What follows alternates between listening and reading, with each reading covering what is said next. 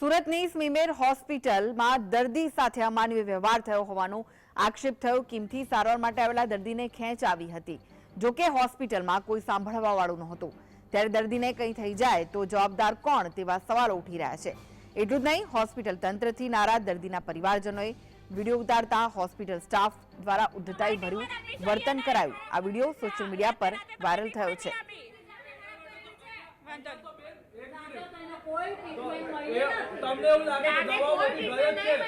અરે આખી રાત એમ જ બેહી રહ્યા, હવારે લઈડા ને ત્યારે બાટલો ચડાવ્યો તમે લોકોએ, આખી રાત એમ જ રહ્યા। અત્યારે નીચેથી તમારે ડોક્ટરે કીધું કે ઇમરજન્સી કેસ છે, ત્યારે તમે એને ઇન્જેક્શન આપ્યું। કાલે રાતે 12 વાગ્યાની તમે કોઈ જાતની ટ્રીટમેન્ટ આપી નથી। તમે દાદાગીરી કરો છો। પહેલા ફોન કર્યો તેની બોલાવ્યો તમારથી, અને ફોન કર્યો તેની બોલાવ્યું। કાલે 12 વાગ્યાની એને ખેંચ આવે છે, કોઈ જાતની ટ્રીટમેન્ટ નથી। તમને ખબર અમે ડોક્ટર છે?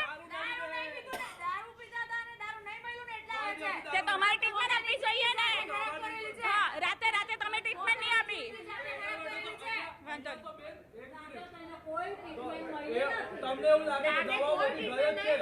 અરે આખી રાત એમ જ બેહી રહ્યા। તો આ વિશે વધુ માહિતી માટે જોડાઈ ગયા છે સંવાદદાતા સાઈસ। શું અપડેટ છે હાલમાં?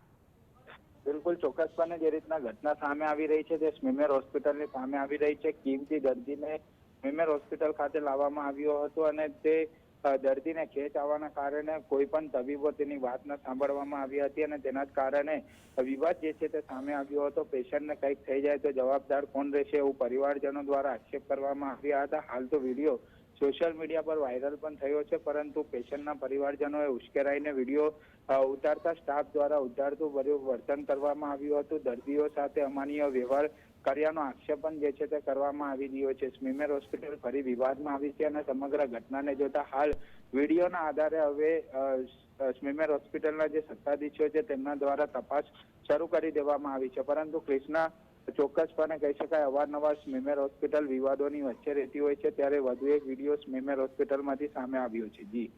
જી, આભાર સાહિસ માહિતી આપવા માટે।